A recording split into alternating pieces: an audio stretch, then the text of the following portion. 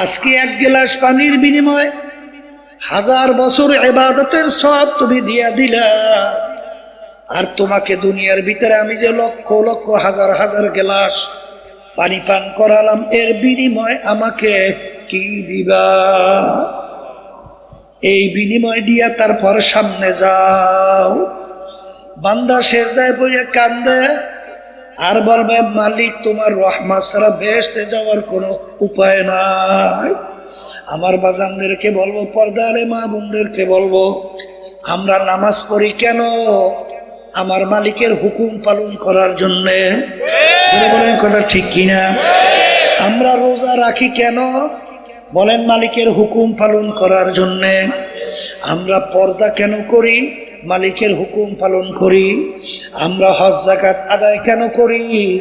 মালিকের হুকুম পালন করি। আমরা সুন্নাত তরিকায় কেন চলি? মালিকের হুকুম পালন করি। কিন্তু সবসময় মনে রাখো, আমার মালিক কিন্তু বলছেন, কুল হুয়াল্লাহু আহাদ আল্লাহুস সামাদ। আমার মালিক বলেন, আমি বেনিয়াজ বেপরোয়া।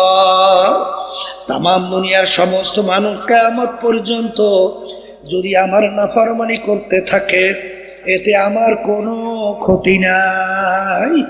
কিয়ামত পর্যন্ত যদি সমস্ত বান্দা বান্দি সেজদায় পড়িয়া আমার শুকরিয়া আদায় করে, এতে আমার কোনো এক বিন্দু লাভ নাই।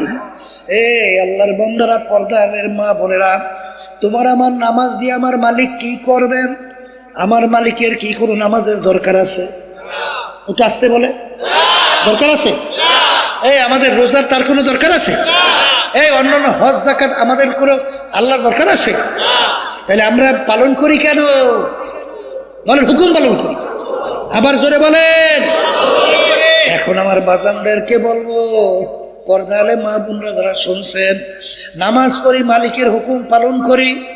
মালিক বলেন, আকিমুস সালাহ, তোমরা নামাজ প্রতিষ্ঠা করো।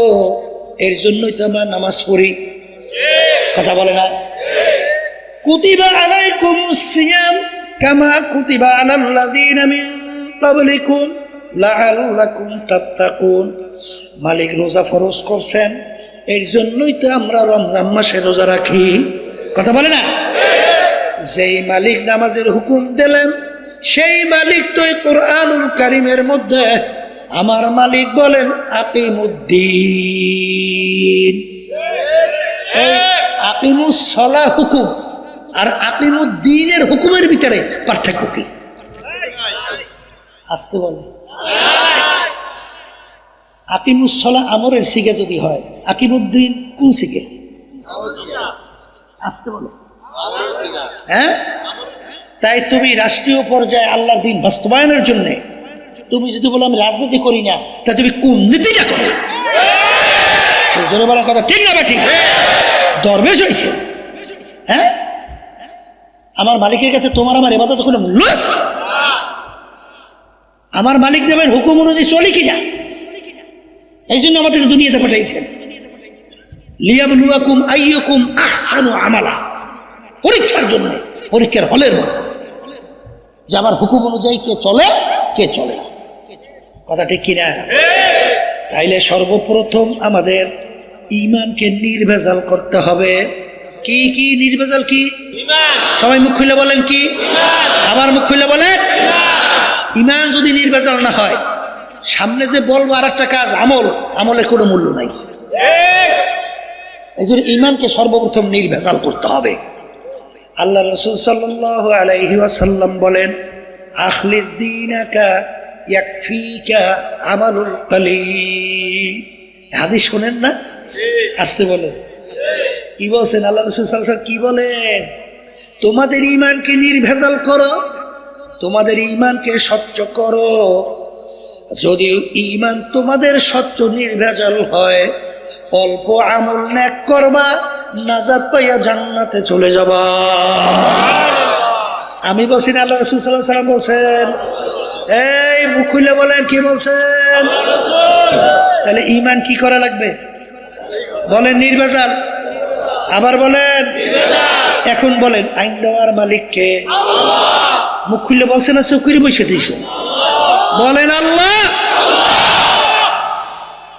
ক্ষমতার মালিককে হ্যাঁ তাহলে আইন দেওয়ার মালিক আল্লাহ ক্ষমতার মালিক আল্লাহ তাই আব্রাহাম লিঙ্কন পাইলেন কই মাও সুতুন পাইলেন কই লেনিন পাইলেন কোথায় কালমার্স পাইলেন কোথায় এই ইন্দিরা গান্ধী জওহরলাল নেহরু তা পাইলেন কোথায় আছে কোথায় এই জোরে বলে পাওয়া যায় যায় যায় কোনোদিন পাওয়া যায় তবে এর পরেও যদি কেউ এদিকে ওদিকে ঘোরে তাহলে সেই আল্লাহর বান্দা বান্দীদেরকে শুনেই রেখে যায় কিয়ামতের ময়দানে ওই সত্য কোরআনুল কারীমের মধ্যে আল্লাহ রাব্বুল আলামিন কি বলছেন ইয়াওমা নাদউ কুল্লা উনাসিন বিইমামিহিম আমার মালিক কিয়ামতের ময়দানে প্রত্যেকটা মানুষকে তার দলের নেতা নেত্রীর সঙ্গে ডাকবে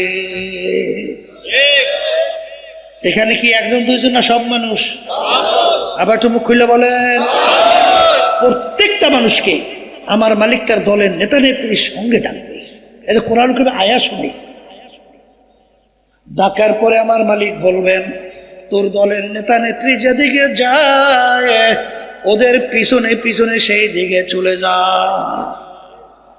এক কথায় তোমার নেতা নেত্রীর যেখানে জায়গা আমার আল্লাহ বলেন তোরও সেইখানে জায়গা এই একই কোরআন কারীমের আয়াত না ভিন্ন বানাইয়ে বলছি তাহলে অনেকে এই কথা শুনতেছে না তাহলে এই আয়াত বাদ দেব আসতে বলে বাদ দেব তাইলে কিয়ামতের ময়দানে আল্লাহ রাব্বুল আলামিন প্রত্যেকটা মানুষকে তার দলের নেতা নেত্রীর সঙ্গে ডাকবে তার দলের নেতা নেত্রীর যেদিকে রাস্তা আল্লাহ বলবেন তোরও সেই রাস্তা তোর নেতা নেত্রীর যেখানে জায়গা তোরও সেখানে যাও কি বুঝে আসতে চায় না না আসে এই জন্য আমার বাচ্চাদেরকে বলবো পর্দা আলে মা বোনেরা যারা শুনতেছে বুখারী শরীফ হাদিসের ভিতরে আসছে আল্লাহ রাসূল সাল্লাল্লাহু আলাইহি ওয়াসাল্লাম বলেন মান তাশাব্বাহা বিকওমিন ফাহুয়া মিনহুম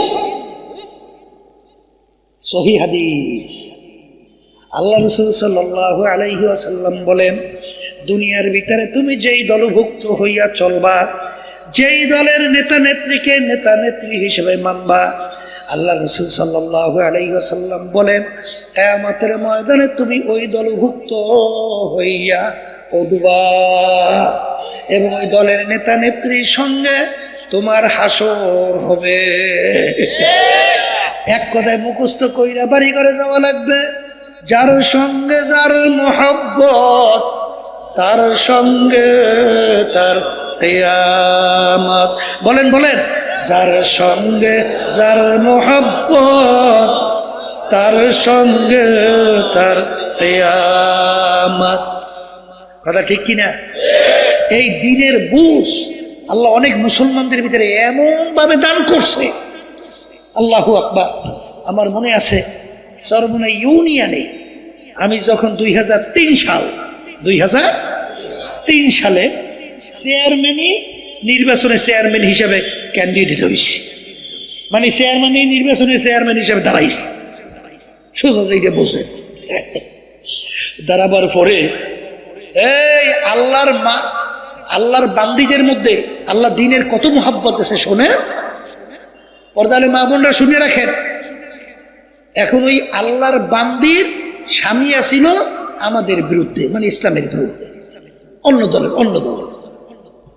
এখন ওই আল্লাহর বান্দি ঘরের স্ত্রী সে সিদ্ধান্ত নিয়েছে ভোট দেবে ইসলামের পক্ষে আমাকে আর স্বামী বলতেছে কথার কথা তোরে খাওয়াইল আমি বরণ পোষণ দেই আমি এই পোশাকা দেখিয়ে নিয়ে দেই আমি আমার কথা শুনবি না তুই ভোট দিবি আমার কথার বাইরে ঝগড়া বাজতে এক পর্যায়ে এমন বদমাইশ ওই স্বামীগা ও ছুরি না জানি দাও দিয়া ওর হাতের উপরে কবতেছে নাউজুবিল্লাহ মিন জালিক তখন একটা আঙ্গুল কাটতে পড়িয়ে গেছে কথা বলছেন তারপর ওই আল্লাহর বান্দি তাকে ওই আঙ্গুল কাটার পরেও ইসলামের পক্ষে ভোট দেওয়া থেকে ফিরেইতে পারে না।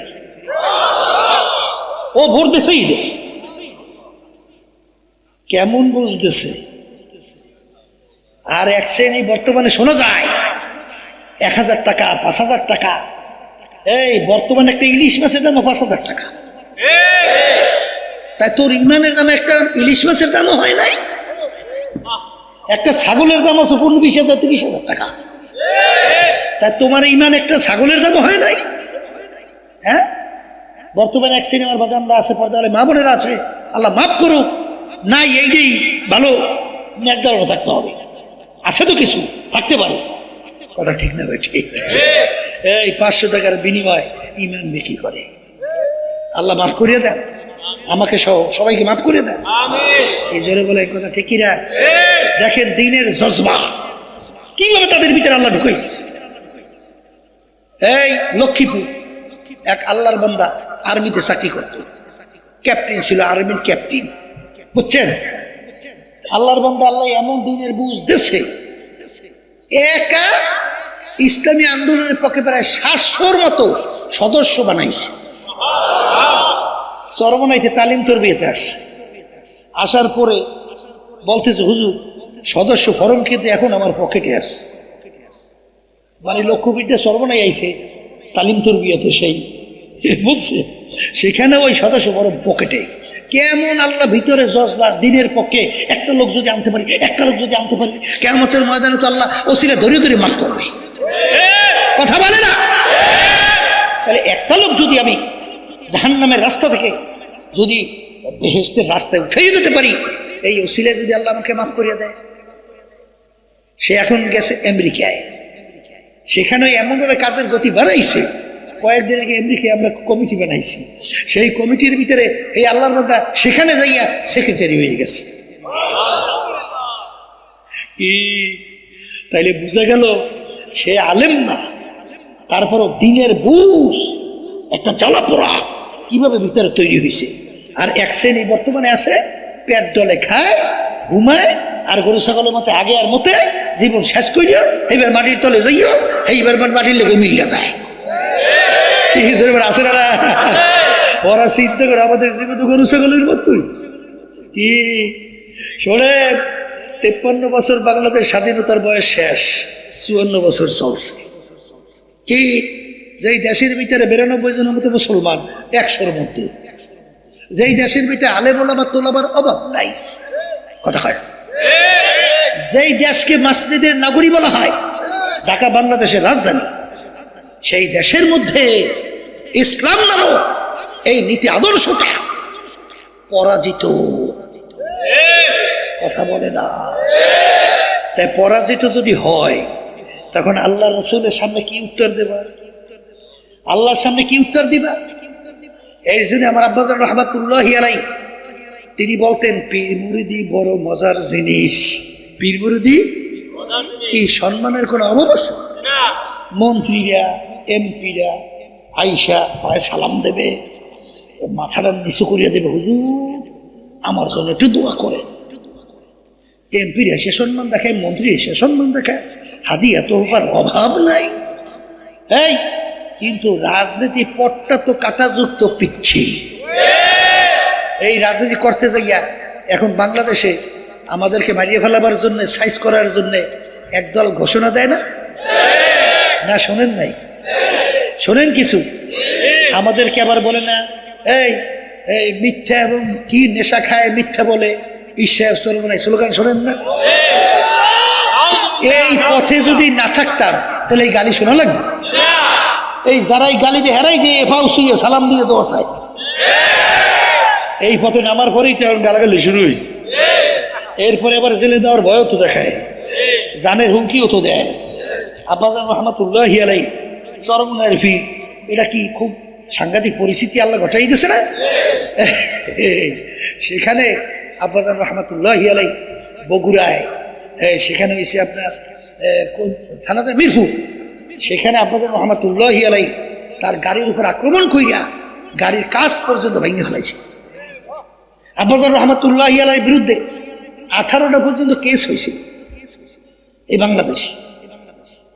আমি আপনাদের সামনে কথা বলতেছি, আমিও কিন্তু প্রায় 8টার মতো কেস আমার বিরুদ্ধে দিছিল।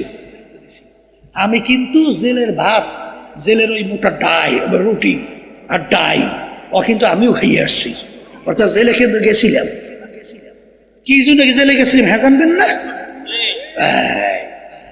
ওই সময় বিএনপির এক নেতা আমাদের বিরুদ্ধে কেস দিছিল। আমি নাকি এবং আমার ছোট ভাই মুফতি ফজল করিম, আমাদের মেজো ভাই মাদানী মোসাদ্দিক বিল্লাল মাদানী, আমার সৈয়দ মোহাম্মদ ইসহাক মোহাম্মদ আবুল খায়ের, আমার 4-5 ভাইয়ের বিরুদ্ধে এবার আরো অনেকের মিলাইয়া কেস দিয়েছে। বিএনপির এক নেতার পকেট থেকে আমি নাকি 5,000 টাকা ছিনতাই করে নিয়েছি।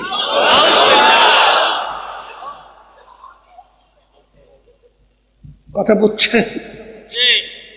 এই কেস দিয়েছে। কেস দেওয়ার পরে দেখেন কোন দেশে বসবাস করেন, যেখানে ঘটনা দেখাইছে সেখানে আমি উপস্থিত ছিলাম না। বিশেষের এক বাজার ছিলেন তো, আমি এসেছিলাম তখন বাড়িতে, আমার চোখে আসলে অসুখ, মানে সাংঘাতিক, চোখ দিয়ে চাইতেই কষ্ট, এরকম অবস্থা। তাই সেখানে বরিশাল আদালত ম্যাজিস্ট্রেট এই গ্রাউন্ডের উপরে আমাদেরকে 5 বছর সাজা দিয়ে দিচ্ছে। কয় বছর? এখন আমাদের বিরুদ্ধে 5 বছর সাজা দেওয়ার পরে আমাদের জেলে যাওয়া লাগছে। জেলে যাইয়া রুটি আর ডাল কেল খাইটাই আসছে। আসার পরে হাইকোর্ট করলাম, সেখান থেকে জামিন দিল। ওরা পাওয়ারে ক্ষমতায় সঙ্গে সঙ্গে ওই রায়কে ব্যাকেট করিয়া আমরা সুপ্রিম কোর্ট সিঙ্গেল বেঞ্চে আবার 5 বছর সাজা বহল। এখন আমাদের কোর্ট কোথায়? ফুল বেঞ্চ। কথা কয় না? এখন ফুল বেঞ্চে যে আমরা আবার আপিল করব, যেই বিচারক সিঙ্গেল বেঞ্চে আমাদের বিরুদ্ধে রায় দিয়েছে সাজা বহল, কয়েকদিনের ব্যবধানে ওই বিচারক প্রধান বিচারপতি হয়ে গেছে। এখন আমরা যদি আপিল করি তাহলে আবার তার কোর্টে করতে হবে। এখন আমাদের হুঁশ আছে, তাহলে খোদা না কাছে আমার মতো একটা ছেলে যদি 5 বছর জেলে কাটায়, আমার জীবনের কি থাকে? কোন দেশে বসবাস করে? তাহলে এই রাজনীতি পিছিল, এই কাটাযুক্ত পথে যদি না নামতাম তাহলে এই ঘটনা ঘটতো না। কথা বলে না? এই জন্য আমার বাজানদেরকে বলবো যে অনেকে তো মনে করেন যে মনে হয় সব মনে হয় বিশ্বে বেড়া ক্ষমতার লোভের জন্য, এই বিমন্ত্রী হওয়ার জন্য, সম্পদের জন্য রাজনীতি করে। ওরে পাগল না, আমরা রাজনীতি করি আল্লাহর হুকুম পালন করার জন্য। যদি তাই না করতাম তাহলে 1987 সাল ইসলামী আন্দোলন বাংলাদেশ প্রতিষ্ঠিত হয়েছে। কত বছর? এখন কত বছর হয়? আর 30 বছর। আমাদের দলীয় একজন এমপি মন্ত্রী কিন্তু সংসদে গেছে? হ্যাঁ, তাহলে আমাদের সুযোগ ছিল না? আসতে বলে সুযোগের শেষ ছিল না। এই যে 2024 আওয়ামী লীগ কত চেষ্টা করছে আমাদেরকে বিরোধী দল পর্যন্ত বানাবার, কত অপার দেশে, কত এমপি, কত মন্ত্রী, কত টাকা, এত আমি জানি। বিএনপি এখনো কত চেষ্টা করতেছে, এত আপনারা জানেন না, তো আমি জানি। কিন্তু আমরা যদি সুযোগ চাইতাম, এরকম 2-5-10 এমপি আল্লাহর মধ্যে আমরা পাই না, মন্ত্রী তো 2-1টা পাই না, কিন্তু আমরা গেছি, যাই নাই। কেন যাই নাই? এর জন্যে এই সাদাবাজদের, এই খুনিদের, এই জালেমদের, এই গুমিদের, যারা দেশের টাকা বিদেশে পাচার করে, মিথ্যা কেস দিয়া লক্ষ লক্ষ মানুষের জীবন শেষ করে, এই অপরাধীদের, মিথ্যুকদের, জালেমদের ক্ষমতায় যাওয়ার সিঁড়ি হিসাবে আল্লাহর রহমতে আপনাদের দোয়ায় ইসলামী আন্দোলন বাংলাদেশ ব্যবহৃত হয় না। কথা ঠিক না? ঠিক। এই জন্য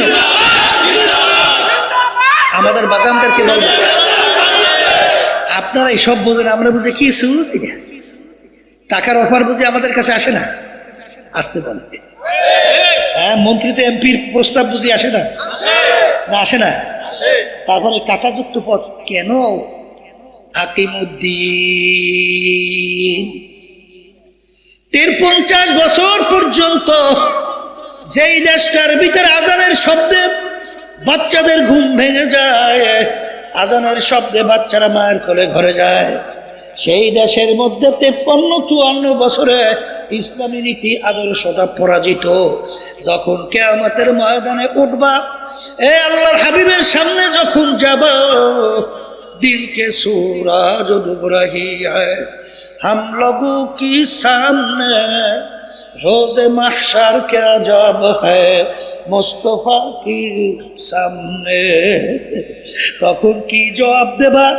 এই জবাব দেওয়ার জন্যই এত ভয়, এত পিচ্ছিল পথ, এত কাঁটাযুক্ত পথ, এত কষ্ট, এত কষ্টের অর্জিত সম্পদ টাকা খরচ কইরা আল্লাহর জমিনে আল্লাহর দ্বীন রাষ্ট্রীয় পর্যায়ে বাস্তবায়নের জন্য আল্লাহর ফজল করমে চেষ্টা করতেছি।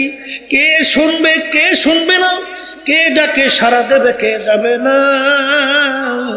তোর ডাকে যদি কেউ সাড়া না দেয়, একলা চলো রে। এই জোরে বলো কথা ঠিক যাবে। আব্বাজান রহমাতুল্লাহ আলাই বলতেন যে আমার ডানে, আমার বামে, আমার পিছনে, আমার সামনে, এমনকি আমার স্ত্রীও যদি না থাকে, আমার ছেলে সন্তানও যদি না থাকে, আমার আত্মীয় স্বজন যদি না থাকে, কিয়ামতের ময়দানে আমার মালিকের সামনে যখন উঠা আমার মালিক বলবে, ফজলুল করিম, আমার জমিনে আমার দিন রাষ্ট্রীয় পর্যায়ে বাস্তবায়নের জন্য তুমি কি চেষ্টা করছিলা? কোরআন এবং হাদিস অনুযায়ী যতক্ষণ পর্যন্ত তোমরা আমাকে বুঝাতে না পারবে, আমি ফজলুল করিম এই কাঁটাযুক্ত পথ থেকে ফিরে আসবো না। আমি প্রয়োজন বোধে একা আমি ফজলুল করিম দাঁড়াইয়া থাকবো।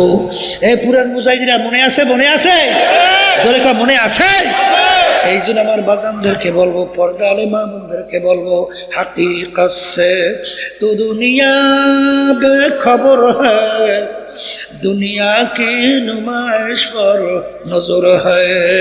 হে বড় লোক আমার বাবারা, হে পর্দার আড়ালের মা বোনেরা, হে সম্মানিত আমার বাবারা, হে দুনিয়া আমার বাবারা, হে বড় বংশের আমার বাবারা, হে পর্দালের মা বোনেরা, হে শিক্ষিত আমার বাবারা, ক্ষমতা সম্পর্কে আমার বাবারা, হে পর্দালের মা বোনেরা, দুনিয়া সম্পর্কে মাঝে মাঝে একটু চক্ষু বন্ধ করো, মোরাকাবা করো, তারপর নিজের কাছে প্রশ্ন করো, তারপর উত্তর নিয়ে কবরে রওনা করো।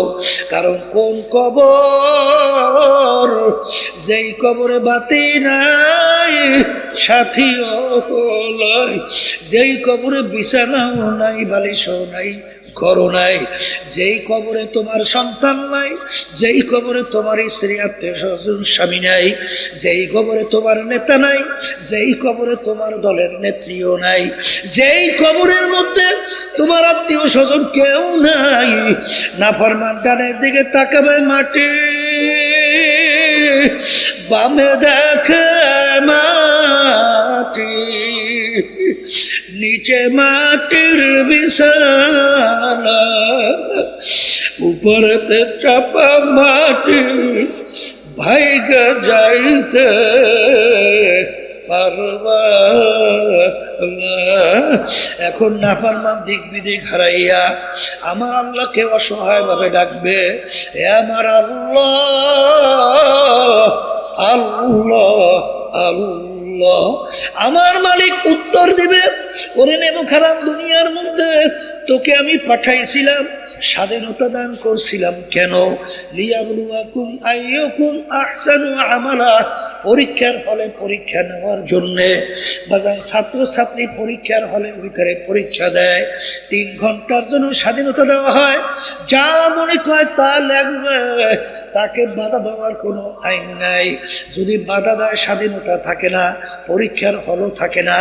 আমার মালিক দুনিয়াতে পাঠাইয়া পরীক্ষার হলে স্বাধীনতা দান করলো, আল্লাহ রাব্বুল আলামিন তার হাবিবকে হারে উহুদের ময়দানে কাফেররা এমন ভাবে আক্রমণ করলো, আল্লাহর হাবিবের মাথা মোবারকের মধ্যে হেলমেট ভাইঙ্গা ঢুইকা পড়লো, শরীর মোবারক থেকে রক্ত বের হইয়া জুতো মোবারক পর্যন্ত আটকে গেল। আল্লাহর হাবিব দাঁড়াইয়া থাকতে পারে না, জমিনের ভিতরে ধারাস করে পইরা গেল। শয়তান ঘোষণা করাইলো কুতিলা মুহাম্মদ, নাউযুবিল্লাহ। বাজান আল্লাহর হাবিব তাকে নিয়ে যে গুহার ভিতরে রাখছিল, যাইয়া মদিনা শরীফ দেখো, সেই গুহাটা আমি কাছে যাইয়া দাঁড়াইয়া দাঁড়াইয়া দেখে আসছি। স্বাধীনতার মধ্যে আল্লাহর হাবিবের উপরে আক্রমণ, আল্লাহ রাব্বুল আলামিন স্বাধীনতার মধ্যে কাফেরদেরকে কিছু বলে নাই। আরে তায়েফের ময়দানে আল্লাহর রাসূলকে এমন ভাবে মারলো আল্লাহর হাবিব, আল্লাহ রাব্বুল আলামিন স্বাধীনতার মধ্যে কাফেরদেরকে কিছু বলে নাই। আল্লাহ রাব্বুল আলামিন বলে সবুর কর, লা ইয়াগুররান্নাকা তাকাল্লুবুল্লাযীনা কাফারু ফিল বিলাদ মাতাউন কালিলুন সুম্মা মাওয়াহুম জাহান্নাম ওয়া বিসাল মিহাদ। এ আমার মুমিন বান্দা বান্দীরা, আখেরে দুনিয়াদার এবং কাফেরদের শান শওকত অট্টালিকা, ওদের গাড়ি বাড়ি দেখা, ওদের ক্ষমতা দেখা তোমরা যেন ধোকার ভিতরে না পড়ো।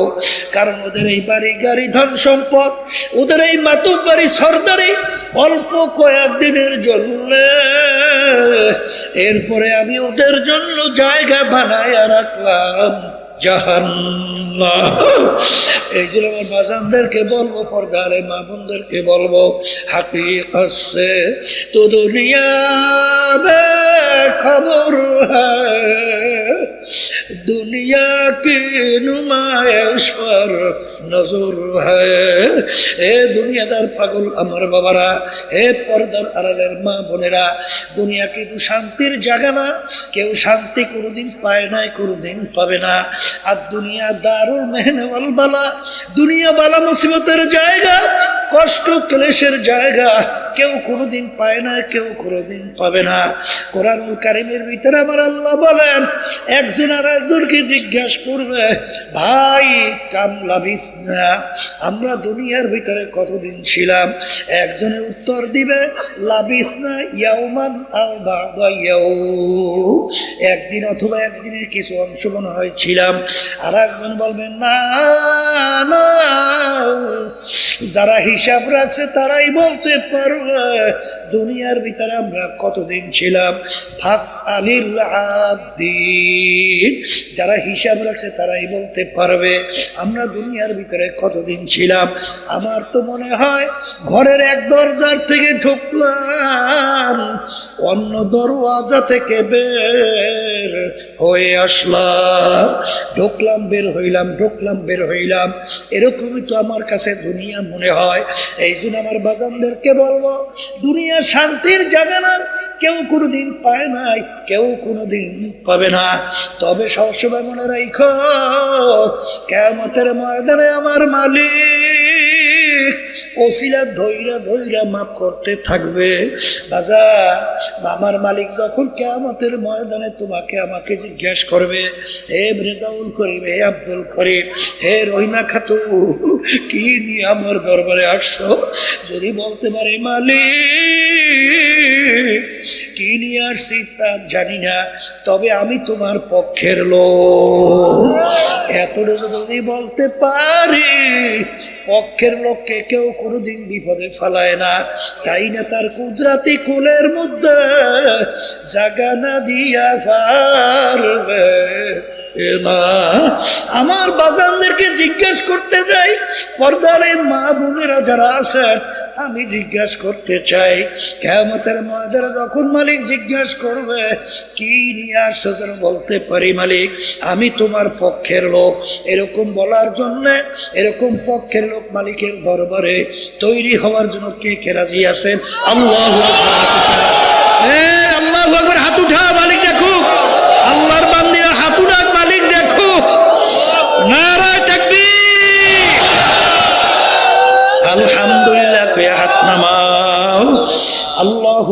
अल्लाह आपने कबूल करे ना। दिन के सूरज डूब रही है हम लोगों के सामने, रोज़े महशर क्या जब है मुस्तफा के सामने। अल्लाहुम्मा आमीन। एक घरेर मेये लोकेरा हाथ उठाओ, गुनार कथा मने करो, दू चोखेर पानी फेलाओ।